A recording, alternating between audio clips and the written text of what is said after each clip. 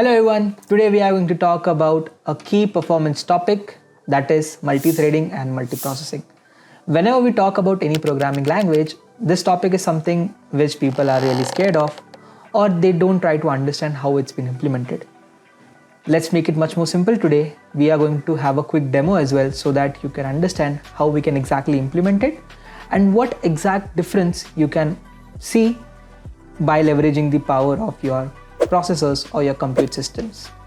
Let's look into it. Let's first start by understanding what is multithreading. Multithreading is a method through which we can do or complete multiple processes within a given time or a smaller duration of time. Here we try to create a thread. Now thread is nothing but a process which you can imagine as an execution or doing a sum, so on and so forth. So we are going to have a thread and we are going to create multiple threads, multiple processes so that we can enhance our code. But there is a catch over here. In Python, there is something called as GIL, Global Interpreter Lock. To understand that, click on the above I button, which restricts to implement multithreading. So how we are going to do that? How we are going to leverage these multithreading, or how exactly we are going to implement that? Let's have a look for the same. So I have written a predefined code or a small code where I have created basically a function.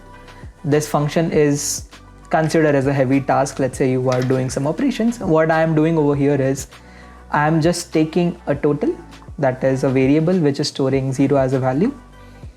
I have created a range or a for loop which is of 1 million values, like it is going to iterate to 1 million. Now you can imagine it's a huge iteration, and I'm going to do a sum. So I'm going to add a random value to total. So I have used random function. I have mentioned the range from 1 to 100. So whatever random integer it is going to generate, that will be around that range itself. So I'm going to get a random value between 1 to 100. So it is going to generate that random value on every iteration, and I'm going to add that in my total as a variable. So this is a task which I have defined, right? So it's a heavy task which I have defined. Now what I want to do is I want to implement thread over here. Before doing that, let's just try to execute without the thread or without using any multithreading or multiprocessing. So for that, I have created a function which is, as the name suggests, without multithreading or multiprocessing.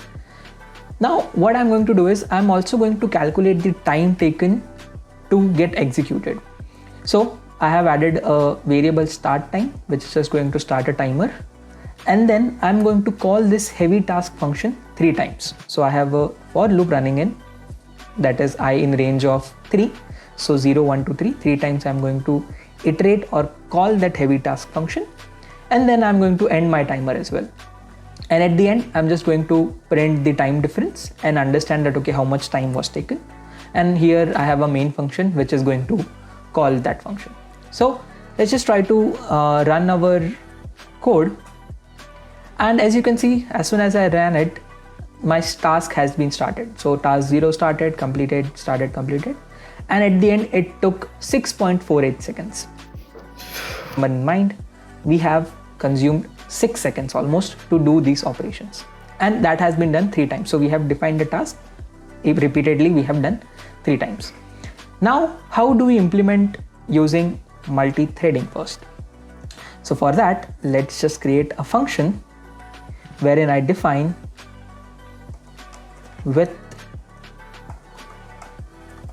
multi-threading. Okay.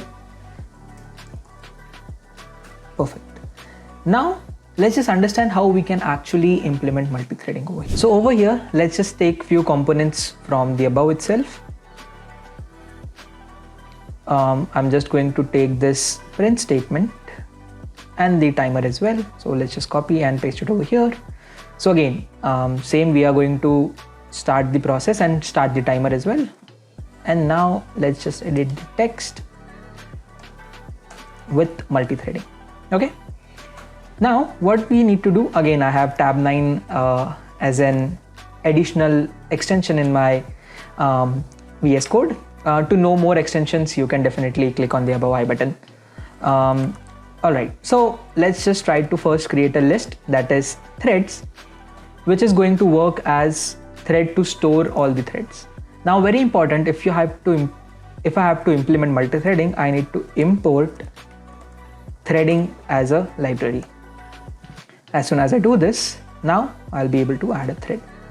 Once I have this, what I'm going to do, I'm just going to say for I in range of 3. So again, the same operation I have to do.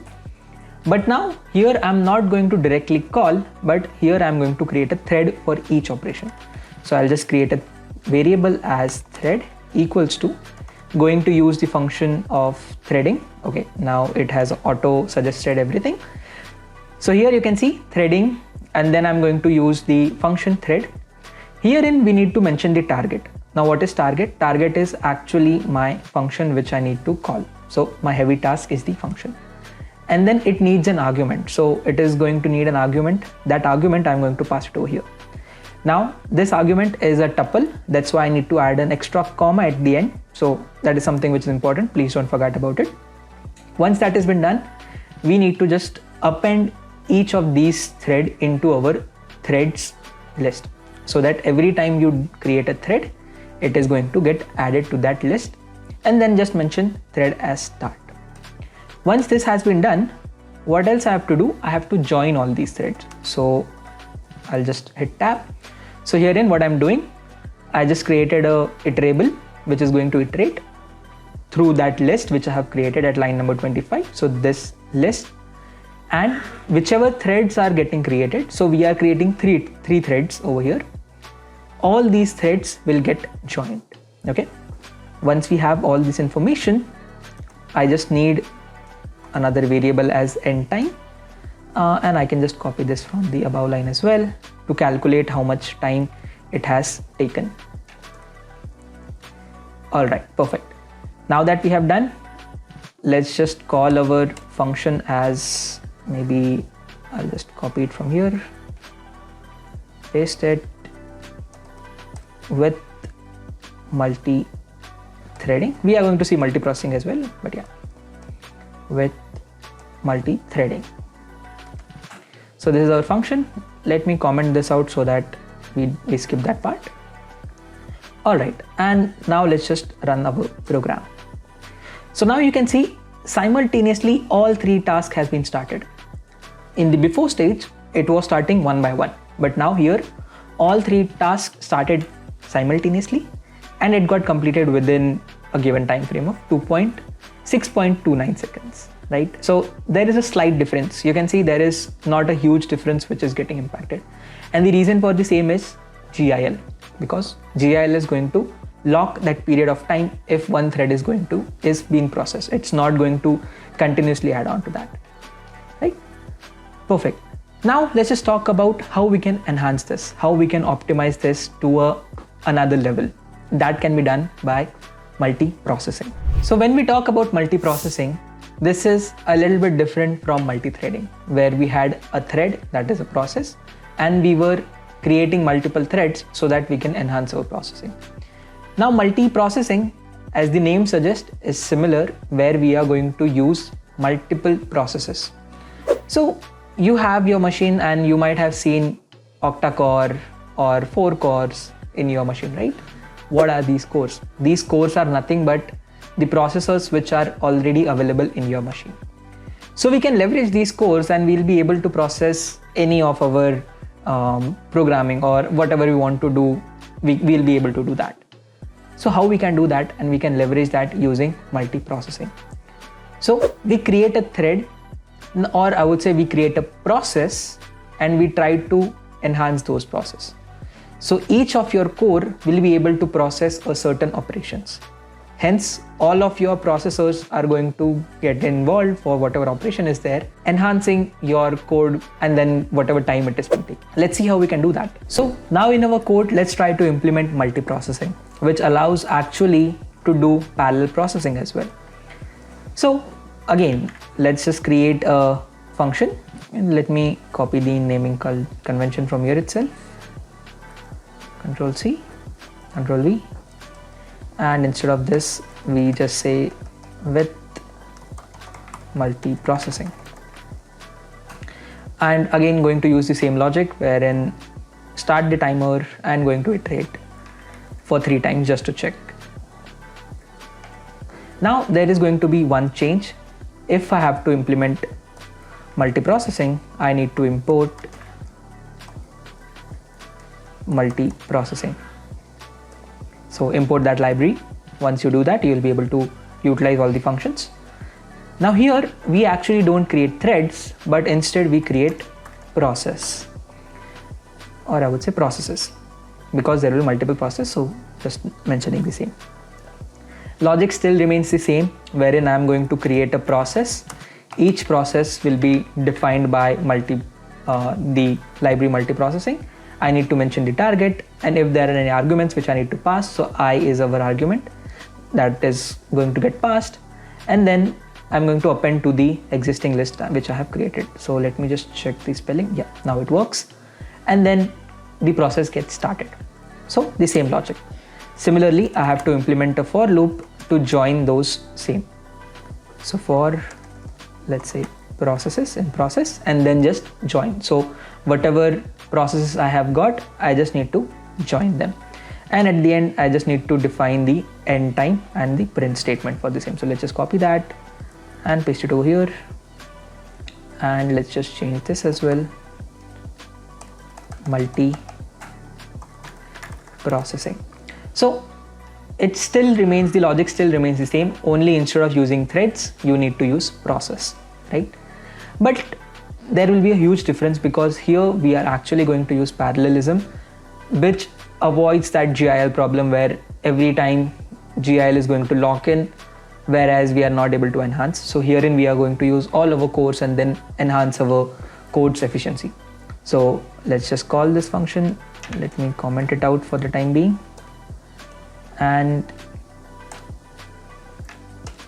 let's just copy it from here, or I'll just say with multiprocessing, and then let's just call with multiprocessing as a function. Okay, and now let's run it. So now it has started. Now if you can see, the time has significantly reduced to 2.50. Before it was 6.29, and before it was 6.48. Now you can see, as we are using all of these cores, all tasks are getting executed at each, or I would say at every single time. There is no gap, or there is no callback which has been required, enhancing your code's efficiency. So whenever you need to implement any, or whenever you have a huge number of data and you want to enhance that, you can use multiprocessing. So you can just create that function, that task, whichever you want to iterate, just create that task and use these functions so that you can enhance. Now, if you can think of, you can actually use both of them. You can use multithreading and multiprocessing both at the same time. So you need to create a thread as well as a process that can be combined, and you will be able to achieve that as well. So yeah, there you have it. That's how you can achieve multithreading and multiprocessing. Use this in your tasks so that you enhance your code's efficiency, and happy learning.